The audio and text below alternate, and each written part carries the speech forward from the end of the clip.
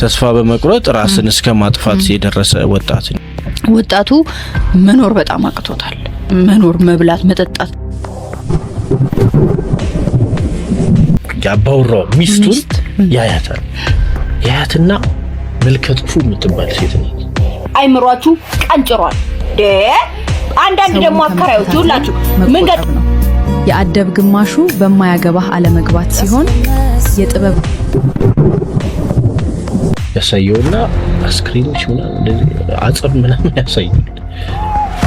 አንተ ይሄው በሰላም ያደርከው ምንም ነገር ስላልተናገርክ። እነዚህ ሰዎች ግን የሞቱት እነዛ ልጆች የገዛ ያብራኩ ክፋይ የሆኑት ልጆች ሆነው ተገኙና እሾህ እየነቀልኩ አበባ አሳድጌ አሜሪካ በኢኮኖሚ ክራይሲስ በተመታችበት ወቅት የተጻፈ መጽሐፍ ነው መጽሐፉና መጽሐፉን ጆን ማክስዌል ነው የጻፈው። አቋራጭ መንገድ አትጠቀም፣ በማያገባ አትግባ፣ አትፍረድ። ኖ ብላ ነው በጠለፋ የምታስገባው። ደግሞ አይመጡም እዛ ቤት። አራስ ቤት በተቻለ መጠን ሲኬድ ዝምታ ወርቅ ተነካን ትላለህ። እናመሰግናለን።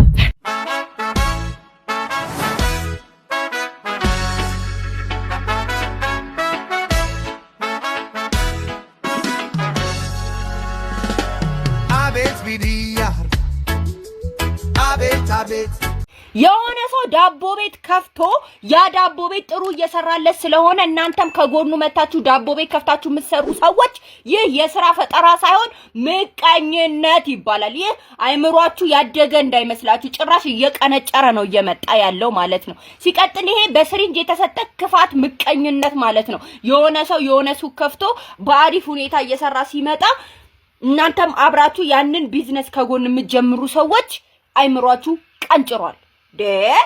አንዳንድ ደግሞ አከራዮች ሁላችሁ ምን ገጠመኝ መሰላችሁ? እርጥብ ቤት አለ እኛ ሰፈር ማለት ነው። እና እርጥባ በጣም ነው የሚጣፍጠው። ጎርፍ በሉት ሰው ማለት ነው። ጎርፍ በቃ ከጧት እስከ ማታ ድረስ እንደዚሁ ስትሰራ ነው የምትውለው። ከልጇ ጋር ነው የምትሰራው። በጣም ጎበዝ ናት። በጣም ነው ምግቧ እርጥቧ የሚጣፍጠው። እና አከራይዋ እንትኑን ይሄ ኮንቴነሩን ያከራየቻት ሴትዮ እዛው አካባቢ ነው የምትኖረው። እና ታያለች። ስታይ በቃ እርጥብ ቤቱ ብርግድግድግድ እንዳለ ነው ሁሉ ጊዜ ማለት ነው። ከዛ እኔ ለጨጓራዬን አሞኝ ስለነበረ ለ3 ለ4 ወራት ያህል ጠፍቼ ነበር ከእርጥብ ቤት ሄጄ አላቅምና ትላንትና ልበላ ፈልጌ እርጥብ ቤት ጎራ ስል ቀስቅዟል። እንደዛ የለመድኩት አይነት ቤት አይደለም። በጣም ግርግር ያለው ቤት ነውና ምን ሆኖ ነው ምናምን ነገር ብዬ አንዷ ቆማለች። አዲስ ሰራተኛ መስለኝ የለችም እንዴ ከሌ ምናምን ብዬ ስላት የለችም ብላለች። ከዛ የት ሄደች ብዬ ስላት ልክ ልታወራ ስትል ከኋላ አንዷ መጣችና አለች ትመጣለች ምን ይሰራልሽ ምናምን ነገር አለች ማለት ነው። ከዛ የለችም እሷ ጨጓራዬን ስለሚያመኝ እሷ እንደ ጸባይ እንዳበሌ ነው መሰራልሽ፣ ችግር የለውም ምን መሰራልሻለሁ ግቢ ምናምን ብላ ስትለኝ አይ በቃ አጠዳደፈች ብዬ እሺ ይገባው። ከዛ በላሁኝ። ያው ለክፉ አይሰጥም እርጥባ፣ እውነት ለመናገር ለክፉ አይሰጥም። ከዛ በላውኝና ወጥቼ ወይ ጉድ የት ሄዳ ነው ምናምን ከጎኗ ሌላ ሱቅ ነበርና የት ሄዳ ነው ገሶ ወይ አባረረቻት እኮ አባራት እኮ ሌላ ቦታ ከፈተች። ኧረ እባክህ የቱ ጋር ነው ስራ እዛ ጋር ሲለኝ ኃይል በላት በዛ ወክል አድርግ ብዬ ሄድኩኝ ማለት ነው። ለምን ወጣሽ ምናምን ስላት አይ በቃ አንቺ በቀን በቀን የምትሰሪው ሂሳብ ነው ለኔ ለወር የምትከፍልኝ፣ አንቺ በጣም ስራልሽ በርግዷል ቤቱ ስለለመደ እኔ ባንቺ ቦታ መስራት ፈልጋለሁ ልቀቂልኝ ብላለችኝ አለች ማለት ነውና እግዚአብሔር ኦና ነው ቤቱ በነገራችን ኦና ነው ማለት ነው። እንዲየለመነች ነው የሆነ ሰው ሄዶ በሷ ስም ነው እየነገደች እየሰራች ያለችው እንጂ ሰው ወዷት መጥቶ አይደለምና ይሄ አትቆይም ባይዘው ማለት ነው። አትቆይም ከሳምንት በላይ አትቆይም። አሁን ትዘጓለች ከሳስራ። እንደዚህ የምታደርጉ ሰዎች እንደዚህ የምታደርጉ ኮንቴነራችሁን አከራይታችሁ ቢዝነስ ብርግድግድ ሲያረክ ኪራይ ብትጨምሩ ይሻላል። ምቀኝነት ይዟችሁ እሷን አባረሬ እኮ ይሄን ስራ በሰራ ከሷ በላይ ገቢ ያገኛለሁ ብላችሁ የምታስቡ ሰዎች እንደዚህ አይደለም አሰራሩ እንደዚህ አይደለም። ይሄ ምቀኝነት ይባላል። ስራ ፈጠራ አይደለም። ፋሚሊ ተረጋጉ። ኮፒ ሊንክ ሼር አድርጉልኝ ፋሚሊ። አካውንቴ ተመቷል። አደጋ ውስጥ ነው። ሻዶ ባን ውስጥ ገብቻለሁ። ፋሚሊ በጣም ነው የምወዳችሁ። ማንኛውም ማስታወቂያ ስራ ላይ ነው አሰራት ለምትፈልጉ ሰዎች በውስጥ በኩል አዋሩኝ። ነፃ በሚባል ዋጋና በጣም በታማኝነት ማስታወቂያችሁን እሰራላችኋለሁ። ድረስ አንዴድም ያው ዲናን የምታወሪ ተቅለበለቡ። አይ ሐሳቡ ጥሩ ነው። አንጻራዊ ሐሳብ ልስጥሽ። እሺ የራሳቸውን ቢዝነስ አሁን ያልሽው ነገር ልክ አይደለም። አሁን ለምሳሌ ቀኝነት ያለችው እውነት ይሆን ይሄኛው ሐሳብ እስማማበታለሁ። ግን አንዳንድ ጊዜ ደግሞ ቢዝነስ ለምሳሌ ሲከፈት የሆነ ሰሞን አንድ መንግስት ያመጣው ሐሳብ ነበር፣ ዞኖች ክሬት ማድረግ ኢንዱስትሪ ዞኖች ምናምን የሚል ሐሳብ ነበር። ለምሳሌ ባንኮች ካሉ ባንኮች አንድ ቦታ ላይ ተሰብስበው የሚሰሩበት ባንክ ቦታ ይኖራል። የንግድ ቦታ ሲሆን ንግድ ቦታዎች አንድ ተሰብስበው የሚሰሩበት። ይሄ የት ሀገሮች ላይ ነው ያለው? በኤዥያ ውስጥ በተለይ የቻይና አገር ኤክስፒሪየንስ ነው። አንድ ከተማ አለ ለምሳሌ የኤሌክትሮኒክስ ሽያጭ የሚሸጥበት አንድ ከተማ አለ። ከተማ ማለት ትልቅ ከተማ ነው። ትላልቅ ፋብሪካዎች ያሉበት ትላልቅ የንግድ ቦታዎች ነው። ግን ኤሌክትሮኒክስ ብቻ ነው የሚሸጥበት። ስለዚህ ከየትኛውም ሀገር ከዚህ ራሱ የሚሄዱ ሰዎች ኤሌክትሮኒክስ መግዛት ሲፈልጉ እዛ ቦታ ላይ ነው የሚሄዱት። ምክንያቱም በብዙ አማራጭ ብዙ ነገር ማግኘት ይቻላል። ሰፈር ውስጥም ራሱ ይሆን በትንሹ ካሰብሽው አንድ እርጥብ የሚሸጥበት ቦታ ካለና የተለመደ ካለ አጠገቡ መጥቶ ሌሎች እርጥብ ቤቶች መከፈታቸው ምቀኝነት ነው ብዬ አላስብም እኔ። ገብቶሻል ሐሳቤ? ንግዱ ተመሳሳይ ንግድ ያለበት ኮምፒቲቲቭ ይሆናል። ለምሳሌ የመጀመሪያው ነጋዴ ያለ፣ ሁለተኛው ነጋዴ ያለ። ይሄኛው ጥሩ በደንብ መስራት የማይችል ከሆነ የተሻለ በጥሩ ዋጋ ማቅረብ የሚችል ከሆነ እቃው ጥሩ ማቅረብ የሚችል ሌላ ሰው አጠገቡ ላይ ከመጣበት ወይ በደንብ አድርጎ ይሰራል ማለት የተሻለ ነገር ደንበኞችን ለመያዝ አድርጎ ይሰራል። ካልሆነ ደግሞ ይወሰድበታል ማለት ነው፣ ሌሎች ሰዎች ይወስዱበታል። ስለዚህ ለተጠቃሚ ጎን ሆነች ስታዩ አንቺ በነጋዴው በኩል ካየሽው ነው ገበያ ቀነሰበት ምናምን። ግን ለአገልግሎት ተቀባዩ ደግሞ ለምሳሌ ቴሌ ብቻ በነበረበት ሰዓትና ሳፋሪኮም በመጣበት ሰዓት ያለውን ለውጥ እንደማለት ነው። ቢያንስ አማራጭ ይኖርሻል። አሁን ይሄ ነገር ጥሩ አይደለም ብለሽ ካሰብሽ ሌላ አማራጭ አለሽ፣ ከሌላ ድርጅት ሄደሽ አገልግሎቱን ታገኛለሽ ማለት ነው። ስለዚህ አማራጭ መጥፎ አይደለም ለተገልጋይ። ሌሎቹ ደግሞ ለምሳሌ አሁን ህንጻዎችን ምናምን ስም እንዳልጠራ ስለፈለኩ ነው እንጂ አሁን የሆኑ እቃዎች የሚሸጥባቸው ቦታዎች አሉ የሚታወቁ። አዲስ አበባ ውስጥ እንትን ልገዛ ፈልጌ ነበር ለምን እንትን አትሄድም የሚባልባቸው ቦታዎች አሉ። ያ ማለት ሁሉም ተሰብስቦ እዛ አካባቢ መገኘታቸው ጥቅም ስላለው ለእነሱም ጥቅም አለው ለእኛም ጥቅም አለው። ምክንያቱም ደንበኛው የት እንደሚሄድ ያውቃል። የሆነ ነገር እቃ መግዛት ብትፈልጊ እዛ ነው የሚካሄደው ተብሎ እስኪታወቅ ድረስ። እኔ ደግሞ እንደዚህ ትልልቅ የሆኑ ተሰብስበው የሚሰሩት ጋር ሳይሆን ሀሳብ አስተያየቴ ሰፈር ውስጥ መንደር ውስጥ ነው ይሄን ነገር የታዘብኩት። ለምሳሌ 8-9 ዳቦ ቤት ታገኛለህ እኛ ሰፈር። አንድ ቁርስ ቤት ግን አታገኝም። አንቺ ለምን አከፍቺ? ተረዳ ብር ስለኝ አይ ሐሳብ የምልገብሃል እያልኩ ያለሁት ብዙ ጊዜ አይምሯችን የሆነ ሰው የሰራውን ነገር ነው የሚያምረን። የሆነ ሰው የከፈተው ነገር ያ ሰው ስለ አሪፍ ስለሆነለት ብቻ እኛም አሪፍ የሚሆንልን ይመስለናል። ፈጠራ የሚባለው ግን እዛ ሰፈር ላይ የሌለው ምንድነው? የጎደለው ምንድነው? ተረዳኸኝ? ለምሳሌ የቀን ስራ የሚሰሩ ሰዎች የበዛበት ቦታ ላይ ምን አይነት ቢዝነስ ብከፍት ያዋጣኛል ብለህ ማስተዋል መቻል አለብን። ግን አብዛኛው ማህበረሰብ ያለበት ችግር የሆነ ቢዝነስ ሊከፍት ሲል ማየት የሚጀምረው አካባቢውን ነውና አካባቢው ላይ በጣም ጎልቶ ይወጣል ነገር። ቦንዳ ቤት እዚህም ቦንዳ እዛ ቦንዳ ሆኖ ታገኘዋለህ። ዳቦ ቤት ነፍ ታገኝ። ለተጠቃሚው እኮ ጥሩ ነው ያማርጣል፣ እዚህም ገብታ ያማርጣል። ለነጋዴው ግን ልክ አይደለም። አንድ ሰው ዳቦ ቤት ከፍቶ እዛ ሰፈር ውስጥ ያለው አካባቢ ላይ አንድ ዳቦ ቤት በቂ ሆኖ ከተሰማክ ያ ሰው እንዲሰራ መተውና አንተ ከጎኑ እርጎ ቤት ከፍታ ዳቦ ከዚህ እርጎ ከዚህ አርጎ እንዲበላ ማድረግ ሲቻል አንተም እዚህ ጋር ዳቦ ቤት ከፍታ እሱም እንዳይበላ ራስም አትበላ። ልክ ነው። ያ ደግሞ ልክ አይደለም። ሐሳቡ ይገባኛል እኮ ግን ሁሉ ጊዜ መጥፎ ነገር ብቻ አይደለም ለማለት ነው እንጂ ልክ ነው። እውነት ነው። እኔ ትልቁ ማወዳደራችን መሆን ያለበት የጥራት ጉዳይ ነው። የመጀመሪያው ማትደራደሪበት በእርግጠኝነት ነው የምልሽ። እቺ እናት እስካሳመነቻቸው ድረስ እርጥቧን አይደለም የሆነች ርቀት ሄዶ መብላት ቀርቶ ታክሲም ተሳፍረው ሄደው ሊበሉ ይችላል። አልኩ እኮ እኔ ሲሄድ እኮ እዚህ የነበረው ሰው አለ እዛው ጎርፍም ተከትሏት ነው እኮ ሄደው። እኔ ረጅም ጊዜ ስለቆየው ስላላወቅኩ ነው መቀየሯን እዚህኛው ቤት ሄድኩት። እቺ እኮ እየሰራች ያለችው ያቺን ብሎ የሚመጡ ሰዎች አሉ ልክ እንደኔ ሳያውቁ ኑ ብላ ነው በጠለፋ የምታስገባው። ደግሞ አይመጡም እዛ ቤት። በእርግጥ እንዲህ ነው እኮ አርቲፊሻል ማንጎ ለምሳሌ ስታዩ ያምራል አይደል? አይተሽው ልክ ጓግተሽ ልትበዩ ስትዩ ፕላስቲክ መልሰሽ ወደዛ አትሄጂ። እንደውም በቢዝነስ ዓለም ከዚህ በፊት ኮምፒውተር ቤት ለመክፈት ምናምን ትንሽ ታግለናል። ከጓደኞችም ጋር ለመሆን ለብቻም እንደዚህ ታስቧልና የመጀመሪያው ቀድሞ ቢዝነሱ ላይ የነበሩ ጓደኞቼን ወዳጆቼን ሳዋራ አደራ አሉኝ የምትከራይበት ቤት በአንተ እድሜ ተመሳሳይ ያንተን ስራ ሊሰራ የሚችል ልጅ ካላቸው በታምር እንዳገባ ዛግቤያለሁ። ያንን ሱቅ እንዳትከራየው ለመሰለ ታላምድና ይሄ ፌድ ያደረገውን ነገር አጣጥበ ምን ብላ አጽድተ ቤቱ በኮምፒውተር እንዲታወቅ ካረክ በኋላ አንተን ለማስወጣት ጥያቄ መልስም ህሊናም የለም። በቃ ቀጥታ ልጅ ይሰራበታል ወጣ ነው የምትባለው። አንተ አፈር ድሜ ገጠ የኪራይ ከፍለ ምን ብለ ዳክረ ገና ከስተመር ልትይስት ያስለቅቋል። እንደሱ አይነት ነገር አለ። ያው ማሂ ባንቺ በጣም እንደሱ ነገር እስማማለሁ። አሁን ሴትዮዋም እኮ የነጠቀቻት የሷ ግንባር የሷ የገበያ ገድ ወደኔ ይመጣል የሚል ብላ ነው። አንድ እሱ ነው። ሌላው ግን ከራሱ ከነጋዴውም አንጻርና ከሸማቹም አንጻር ደግሞ ማየው ምንድነው የሆኑ አገልግሎቶች የሆነ ቦታ ላይ መከማቸታቸው ለነጋዴውም በጣም ጠቃሚ ነው። ባይዘው ለምን ብዙ ሰው ተመሳሳይ አሁን ለምሳሌ እናርግና ወደ ኡራኤል አካባቢ ሴራሚክ የመብራት ነገሮች ምናምን ስትፈልጉ እዛ ነው የምትሄዱት። ወይ ደግሞ ፒያሳ አለ ወይ ደግሞ እንደዚህ አጠናተራ ምናምን ያልሽ ያሉ ቦታ።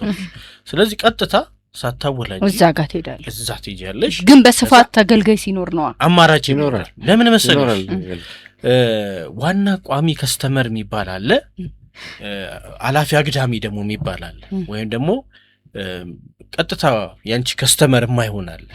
ለዛ አካባቢ ሁለቱንም ሰዎች ለማግኘት እድል ይሰጣል። እኛ አሁን አላፊ አግዳሚ ነን። መብራት አሁን ለምሳሌ ለቤትሽ ሁሌ መብራት አትገዥም፣ አንዴ ትገዣለሽ ያልቃል። ግን የቤት ስራ ላይ ያሉ ሰዎች ደግሞ ሁሌ መብራት መግዛታቸው እንደዚህ አይነት ትልልቅ ቢዝነሶች ግን አላልኩኝ። ኖ አይደለም ቢዝነስ ነው። ይኸውልሽ አረ ይለያያል አይደለም። ለምሳሌ በጣም ቀላል ምሳሌ ልስጥሽ። እኛ 6 ኪሎ ዩኒቨርሲቲ ስንማር ዘመን ታስታውሳለህ?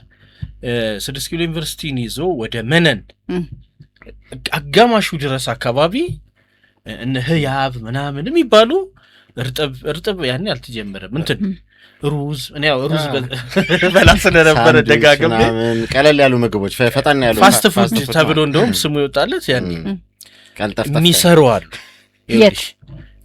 መደዳውን እስከ መነን ድረስ ከ6 ኪሎ ዩኒቨርሲቲ እዛማ ተጠቃሚውን አስበው። ቆይ ግድ የለም ማሂ፣ አሁን ሐሳቡን እኮ ወደ አንቺ እየመጣው ነው። እሺ አሁን ዝቅ ባለ ነው እያልሽኝ ስላለሽ ነው ምነግርሽ። ያንን መደዳ ለምሳሌ ዋና ፖቴንሻል ከስተመራቸው ማን ነው? የዩኒቨርሲቲ ተማሪ። ይሄ ሚስ ቤት ገብቶ መብላት ያልተስማማው በልቶም ደግሞ የራበው መክሰሱን ዘሚበላ ምናምን። እኛ ደግሞ ኤክስቴንሽን ነበርን ያኔ እየሄድን በላለን ምናምን። ከዛ አካባቢው ላይ ያለ ሰው ሁለተኛ ከስተመራቸው። አሁን እነዚህ ስራዎች ምን ያደርጋሉ? ቀጥታ ፋስት ፉድ ሲባል ቀጥታ ሰው ሄዶ እንዲበላ እዛ አካባቢ ያደርጋል። ስለዚህ አሁን ተፎካካሪ የሆኑ ትንንሽ ስራዎች፣ ከዛ ደግሞ በዛኛው ሳይድ ቡና የሚሸጡ ነበር። ታስታውሳለህ? ትንንሽዬ ፕላስቲክ ወንበር ይዘህ ቁጭ ብለህ የምንጠጣባት 15 ብር ነበር ያኔ ቡና ነበር የሚሸጥ እና ትልቅ ስራ ነው እነሱ የሚሰሩት። እነሱም ገበያ ያገኛሉ፣ ከስተመሩም ያገኛል፣ ይሄዳል። ግን ሳሚ ይኸውልህ እዛ አካባቢ ላይ ተጠቃሚውን አስበው ማለት 10 ቤት ቢከፈት እንኳን 10ሩን ቤት የማግኘት እድሉ ሰፊ ነው። ምክንያቱም አብዛኛው ተማሪ ገንዘቡም አሁን እኔ ፍርፍር በመበላ ሰዓት 17 ብር ነበር ፍርፍር ተራ ማለት ነው። 17 ብር አይጎዳኝም፣ አገኛለሁኝ፣ አዋጣለሁ፣ ከልጆች ጋር አዋጥቼ እበላለሁ። ስለዚህ 20 ቤት ቢከፈት 20ውን ቤት ስራ አለው ያገኛል። እኔ እያልኩ ያለሁት መንደር ውስጥ መኖሪያ ሰፈር ውስጥ አሁን ለምሳሌ ኮንዶሚኒየም ነው የእናንተ ለምሳሌ ኮንዶሚኒየም ነው። መኖሪያ ሰፈር ውስጥ ግን አንድ የተከፈተ ዳቦ ቤት እንደ 2-3 እሺ ይሁን ትላለህ። 2-3 ቤት ችግር የለውም። ከ2-3 ቤቱ ያማርት 8 ዳቦ ቤት እንዴት ይኖራል ነው የኔ ጥያቄ። ያ 8ቱ ዳቦ ቤት እሱ ሲያዋጣው የከፈተውም ሰው እኮ ያዋጣው 3-4 ሰው ብቻ ውር እያለ የሚገዛበት መንደር ውስጥ 4-5 ሱቅ መክፈት ለነጋዴውም ልክ አይደለም፣ ለተጠቃሚው ልክ ሊሆን ይችላል። መብቱ አማርጦ ደስ ያለው ቦታ ሄዶ ከአንዱ ጋር ቢጣላ አንዱ ጋር ሄዶ ሊገዛ ይችላል። ለነጋዴው ግን አይጠቅመው። ከዛ ይልቅ እዛ መንደር ውስጥ የሌለን ነገር ለምን አስበው አይከፍቱም? የኔ ጥያቄ ለመሻማት ከስተመር ለመሻማት። አዎ እንጂ አሁን መብራት ምናምን ይሄ ሴራሚክ ምናምን አንድ ቦታ እኮ ስብስብ ሲል ገዢም የትኛውም ቦታ እንደዚህ አይነት ነገር ፈልጌ ነበር ሲባል የሚጠቀሙ እዛ ቦታ ተረዳ። አሁን ግን አባዶ ላይ መጣ ዳቦ ቤት ሲባል እዛ ዳቦ ቤት አትባል በየቦታው ዳቦ ቤት ስላለ ወይም በየቦታው ቦንዳ ቤት ስላለ ማለት ነው። ስለዚህ ሐሳባችንን ቢዝነሳችንን ቀይረን እናድርግ። ስንመጣ አንጋፋ ያም ሰው አይበላውም እኛም አንበለው። ይሄን ምክርት ተቀበለናል። እናመሰግናለን ማሂ። በነገራችን ላይ የእውነት እንግዲህ አሁን የራስ የቅርብ ሰው እንትን ማድረግ እንዳይሆን እንጂ ሐሳቡ ያነሳሽው ሐሳብ ባይት ሰልፍ በራሱ በጣም በጣም ዩኒክ ነው፣ ምርጥ ነው፣ ቆንጆ ሐሳብ ነው የተነሳው የእውነትና ይሄ ሁሉ እኮ ደቂቃ የሚያወያየን በዛ ምክንያት ነው። አልታየም ይሄ ጉዳይ ተመሳሳይ ነገር አሁን እንደውም እኮ እንዳባባል እንል ነበር አይደለ? ይሄም ስጋ ቤት ከሚያደርግ አንዱ ቢላ ቤት ለምን አያደርገውም፣ አንዱ ሚጥሚጣ ለምን አያቀርብም ምናምን እንል ነበር በተለምዶ። ግን ይሄ መሬት ላይ አውርደሽ ነው ያመጣሽው። በጣም ቆንጆ ሐሳብ ነው። ሌላም ቪዲዮዎች አሏት፣ ግቡና ተመልከቱላት። ማሂና ገጠመኞቿ የሚል ገጽ ነው ቲክቶክ ላይ ተከታተሉላት። ዩቲዩብም አለሽ አይደለ? በዚህ አጋጣሚ ተናገረ። ማሂና ገጠመኞቿ የሚል የዩቲዩብ ቻናል አለ። ዩቲዩብ ቻናል አላት፣ ሰብስክራይብ አድርጉላት። ይሄንና መሰል ነገሮችን በተለይ ሰፋና ተንተን አድርጋ ዩቲዩብ ላይ ዛ ትቀርባለች። ተወዳጇት። እናመሰግናለን። የሰላም ግማሹ ሰውን ከመከታተል መቆጠብ ነው። የአደብ ግማሹ በማያገባህ አለመግባት ሲሆን የጥበብ ግማሹ ዝምታ ነው። ግማሹ ነው የነገረችን። ማለት ያው ወደዛ የሚወስደው ነገር አንድ ምሳሌ ላንሳ። አንዲት ጥበበኛ እናት ለአንድ ሰው፣ ለአንድ ትራቭለር፣ ለአንድ ተጓዥ የነገሩት ነው። አቋራጭ መንገድ አትጠቀም ማለት፣ በማያገባህ አትግባ አሉት። ሶስተኛ ደግሞ አትፍረድ፣ አትወስን፣ ተረጋጋ፣ አስተውለህ ወስን አሉት እና መንገድ ጀመረ። አሁን መንገድ እየሄደ ሌሎችም መንገደኞች ጋር ይቀላቀልና እየሄዱ አቋራጭ መንገድ ያዩና አቋራጭ መንገድ በዚህ ጋር እንሂድ ብለው ሲሄዱ ሊከተላቸዋልና እኛ ጥበበኛ ነን የነገሩትን ያስታውሳል። ምን ብለውታል? አቋራጭ መንገድ አትጠቀም ብለውታል። እሺ ብሎ በኖርማሉ መንገድ ሄደ፣ በማያቋርጠው ሄደ። እነዛ በሙሉ ሽፍቶች ምናምን ገጠሟቸውና በሙሉ አለ። አሁን እንደዚህ ያለ እየሄደ ይመሽበትና የመሸ እንግዳ ምናምን ብለህ የምታርፍበት አካባቢ ያለ ሄዶ ሊያርፍ ሲል በጥሩ አቀባበል እጅግ በጣም በቃ ንጉስን በሚያስንቅ ሁኔታ አቀባበል ተደርጎለት እግሩ ታጥቦ ብሎ እንግዳው ተቀብሎት በልቶ ጠጥቶ እየተጫወተ የአባወራው ሚስቱን ያያትና መልከ ጥፉ የምትባል ሴት ናት። መልከ ቀና ያልሆነች ከሱ ጋር በፍጹም የማትገናኝ ምናምን ናት። ከዛ የሆነ ነገር ሊናገራለና ምን ብለውታል? በማያገባ አትግባ ብለውታል። ከዛ በቃ ተስተናግደው ምን ብሎ ለጥ ብሎ በጠዋት ሲነሳ እኔ የምለው እንዴት መልስ አልሰጠኝም?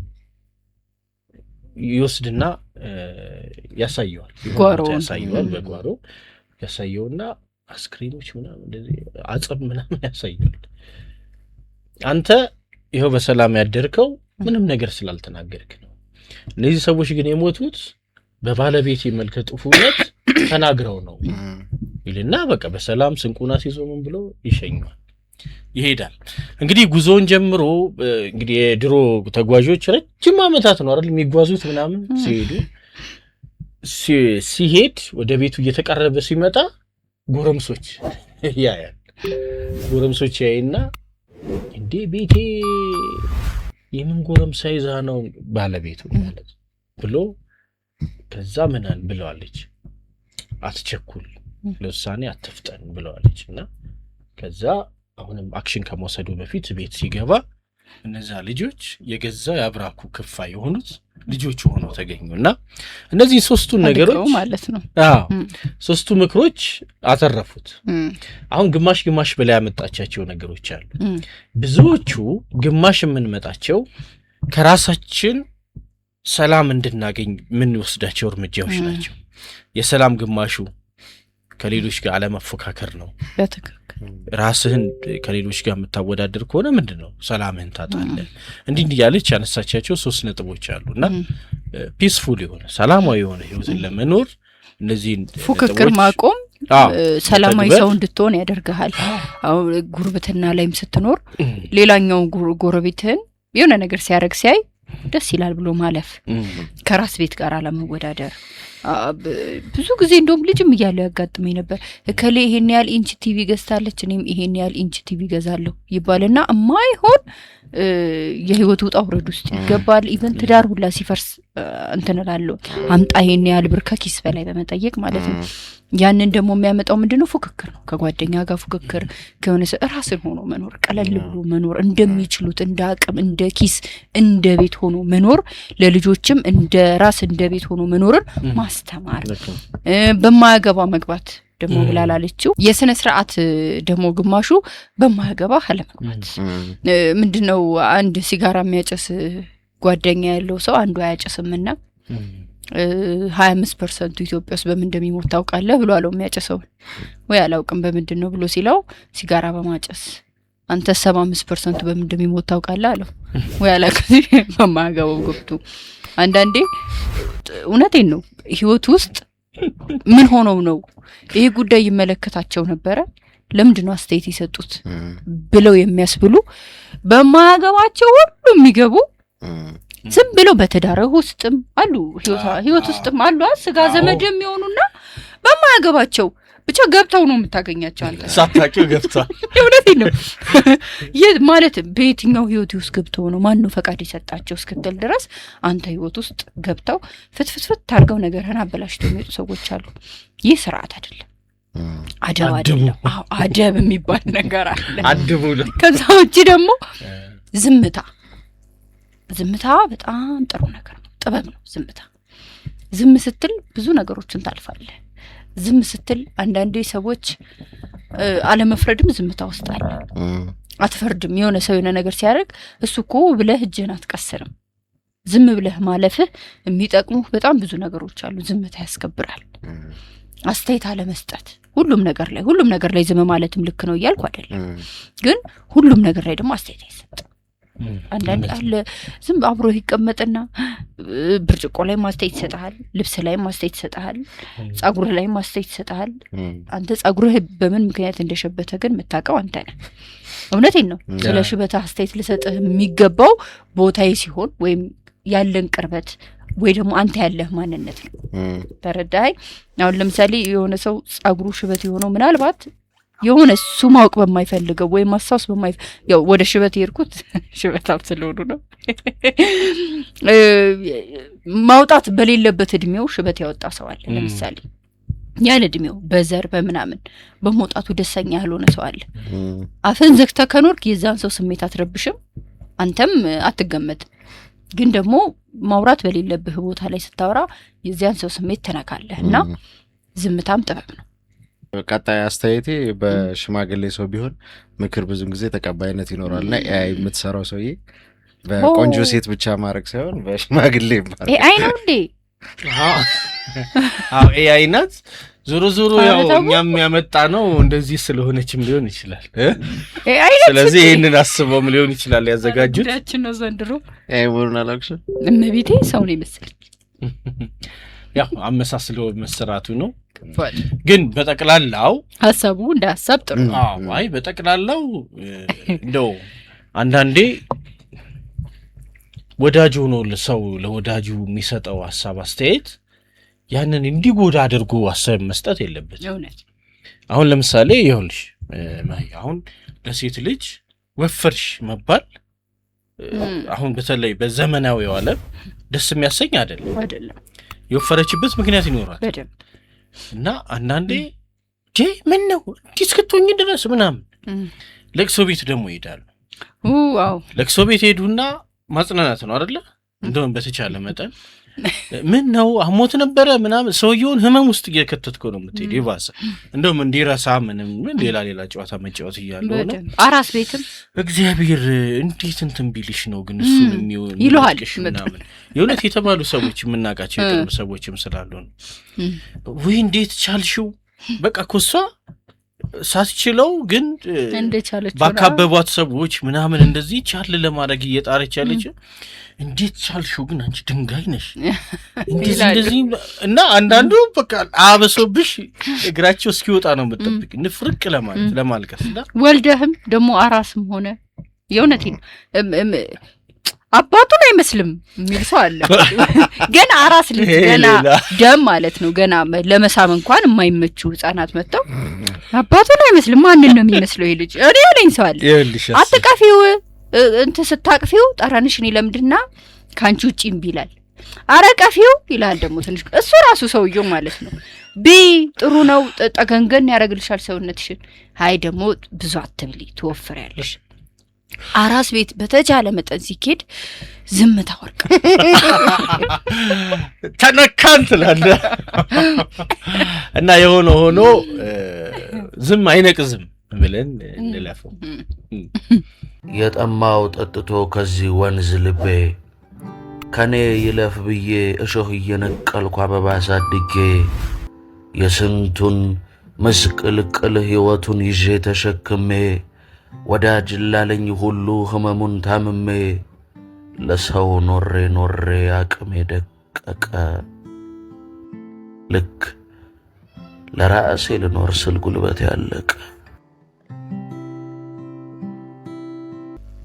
ቅድም ያለው ሐሳብ ድጋሚ አሁን ግን በጣም ቆንጆ ሁኔታ ነው የተገለጸው። በጣም አስተማሪ ነው። ለራስ መኖር ጥሩ ነው። የምር እንዳንተ እየሞከረ ያለ ሰው የለም።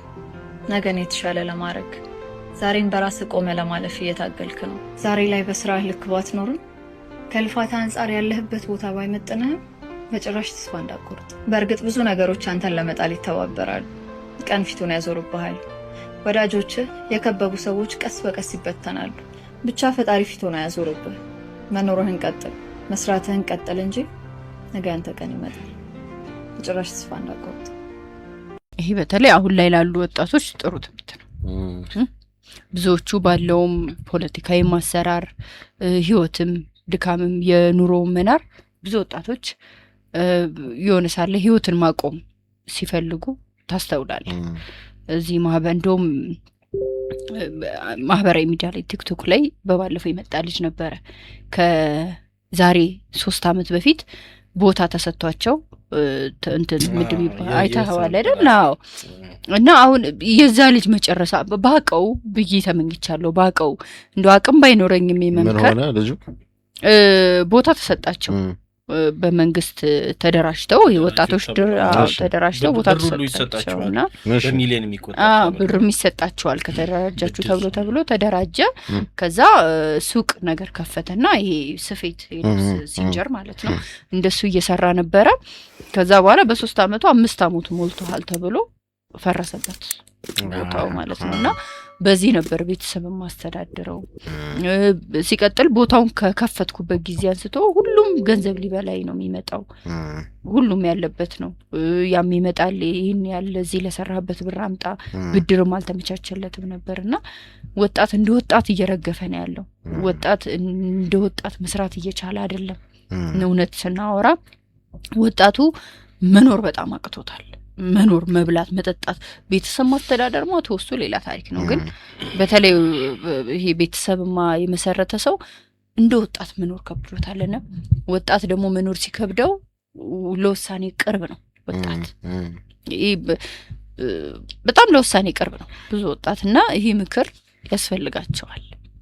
በነገራችን ላይ በአንድ ወቅት ላይ የሐሳብ ሸመታውን ስታዩ እንደዚህ አይነት ነገር ላይ ደርሰናል። በብዛት የሚሰማ ሶሻል ሚዲያ ላይ እንደዛ ነበር። ይሄ ሆኗል። ጭልም ያለ ነገር እንደው ተስፋ ነገር አይሰማሽም? ሰዎች ተስፋ ሲቆርጡ ታያለሽ። በባለፈው ቪዲዮአችንም ያቀረብናት አለች ተወዶባት ስታለቅስ የነበረች የኔ እናት ወጣት በጣም የምታሳዝን እና ሁሉም ሰው እንደ ወጥቶ አጋጣሚው ተፈጥሮለት ለብዙዎች የኖርኩለት በብዙ ነገር ቤተሰቦቼን የሚያውቁ ምናምን ብሎ ሆዲፍጆ ብሎ ቤቱ ቁጭ ያለ ደግሞ አለ። እሷ ደፍራ ስለወጣች ብዙዎቹ በቃ ቤት ይቁጠረውና በብዙ መልክ ነው ያለፉ ያሉት እና በአንድ ወቅት አሜሪካን ውስጥ 1982 ዓመተ ምህረት በነጮች አቆጣጠር አሜሪካ በኢኮኖሚ ክራይሲስ በተመታችበት ወቅት የተጻፈ መጽሐፍ ነው መጽሐፉና መጽሐፉን ጆን ማክስዌል ነው የጻፈው። እንግዲህ ርዕሱን ፈልገን እናደርግላችኋለን። እዚህ መጽሐፍ ላይ በዋናነት የሚያነሳው በወቅቱ ይላል ሰዎችን ለማነቃቃት መሞከር ራሱ በጣም አዳጋች ነበረ።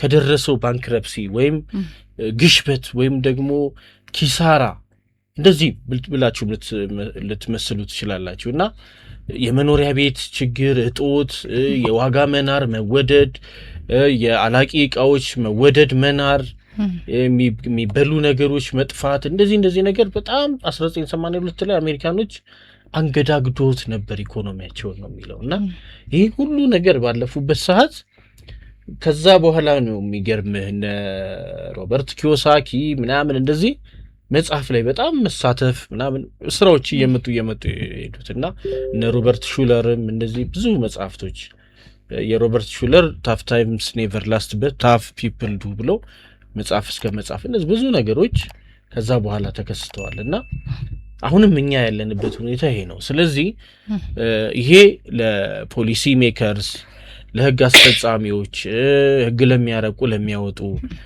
ለነጋዴዎች፣ የሥራ ባህሪያቸው ከሰው ጋር ቀጥታ የሚያገናኛቸው ሰዎች ያለንበትን ወቅትና ሁኔታ ነባራዊ ሁኔታ እንዲቃኙ እድል ይሰጣል። ስለዚህ ጊዜው ምንድነው? ሰው ምን አይነት ስሜት እየተሰማው ነው? አሁን ሜም እያረግነው ነው። የሆነ ሰው ራበኝ ሲል ፖለቲካችንን የተቃወመ እየመሰለን ነው። ቶሎ ብለን ብሔሩን ማየት ጀመርን። ቶሎ ብለን እምነቱን አሁንማ የገሌ እምነት የመንግስት ተቋሚ፣ የገሌ እምነት የመንግስት ደጋፊ የሚመስል ምስሉ እንኳን እስከ ማምጣት ድረስ ተሄዷል። የሆነ ዘፈን ሲወጣ ተሯሩጦ መልስ የሚሰጠው ሌላ አካል፣ የሆነ ነገር ሲሆን እንዲህ አይነት ነገሮች እየመጡ ነው ያሉትና ይሄ በቃ አሁን ያለንበት ህመም ነው። ስለዚህ ህመሙን ተረድቶ መልስ ለመስጠት መሄድ ነው በተቻለ መጠን ጥሩ አግባብ የሚሆነውና በቃ ወጣቱ በሙሉ ስታዩት ያልፋል፣ ይሄ ነገር እንዲህ እንዳይመስል በዚያ አይቀጥልም ምናምን የሚል ነገር የበዛው በመኖራችንና እየሄድን ባለነው እያለፍን ባለነው ክራይሲስ ምክንያት ነውና በጣም ልብ ሊባል ይገባል። አሁን እንኳን አሁን በሰከንዶች ውስጥ ያየነው ያለው ዜና አለ። ተስፋ በመቁረጥ ራስን እስከ ማጥፋት የደረሰ ወጣት እንዲህ ፎቶ ያየን ነበርና ልብ ሊባል ይገባል። እባካችሁ አንራራቅ፣ ይሄን ያህል አንራራቅ። ምንም አልበደላችሁም። ይሄ ሰው ነጋዴውም ቢሆን በነገራችን ላይ ዘመን ጉድ ሲቲዝን ነው እንዲህ የሚለው በእንግሊዘኛው ወይም በጎ ዜጋ በሚል አንድ ወቅት ላይ የተጀመረ የባለጸጎች ባለጸጎች የምላቸው አሁንም አገሪቱ ውስጥ መልካም ተግባራትን እየከወኑ ያሉ ሰዎች ስለሆኑ ነውና 4-5 የሚሆኑ ሰዎች ይሄ በጣም ከድህነት በታች ያለውን ማህበረሰብ ሊጠቅሙ የሚችሉ ነገሮች ፕሮጀክቶች ቀርጸው መንቀሳቀስ ጀምረው ነበር። ስም መጥቀሱ አሁን እንትን ላይሆን ይችላል፣ ግን ታውቁታላችሁ ይህን ፕሮጀክት የምታካሂዱ የነበራችሁ ሰዎች። አጋጣሚ እኔ የሰማሁት ለነሱ ጸሐፊነት ተቀጥራ የነበረች ሴት ስላገኘው ነው። አውርተን እንዴት አይነት እሱ ነገር ተሳክቶ ቢሆን አገራችን ውስጥ የሚያለቀስ የሚያዝን የሚከፋ ወጣት እንዳይኖር ብዙ ጥረት ይደረግ ነበርና እንደውም ምን ደረሳችሁ ያለም አይመስለኝም። እንቅስቃሴ ቢኖር አንድ ልጅ እንኳን ኢምፓክት ቢደረግ እሰማው ነበርና ጥሩ ጅማሮ ግን ነበር። የአገሪቱ አሉ የሚባሉ ባለሀብቶች ሆነው ባለጸጎች ሳይሆን ባለጸጎች 5-6 ሆነው ያቋቋሙት እንደ ፋውንዴሽን ነገር ነበርና ምንድነው ሐሳቡ መሰላችሁ? ድህነት ይዟቸው መማር ያልቻሉ ቤተሰብ ውስጥ የሆነ የኢኮኖሚ ድጋፍ ቢደረግ ያንን ቤተሰብ ተሸክሞ ወጥቶ ሊለውጥ የሚችል ብቃት ያለው ሰው ያለበት እንዲህ በተለያዩ መለያዎች እየለዩ ማገዝ ነው።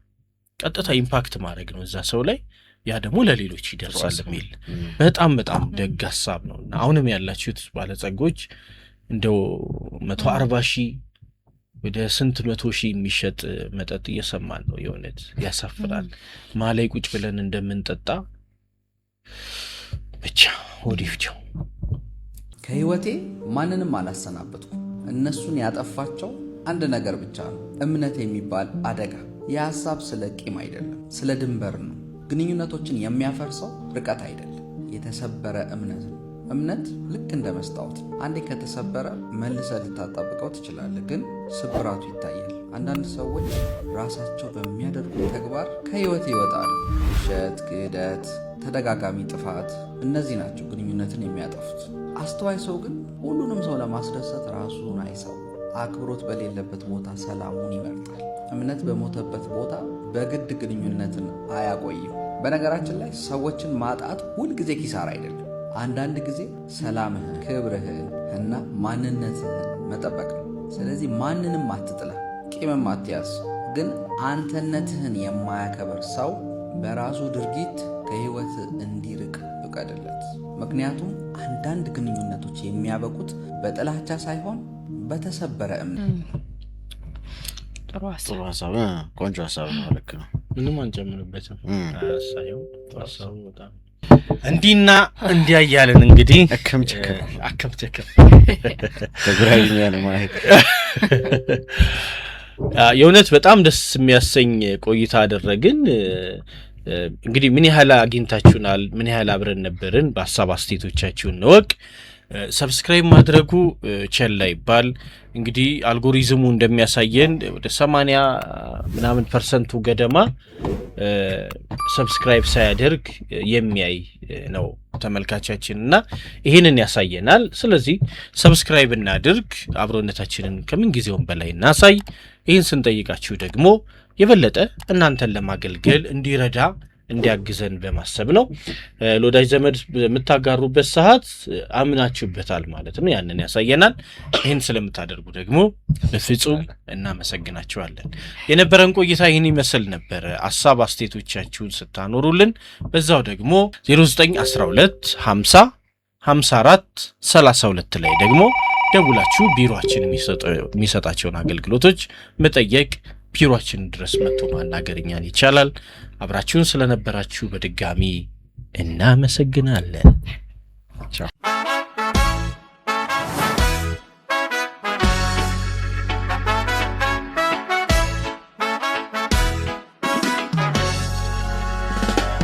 አቤት ቢዲያ አቤት አቤት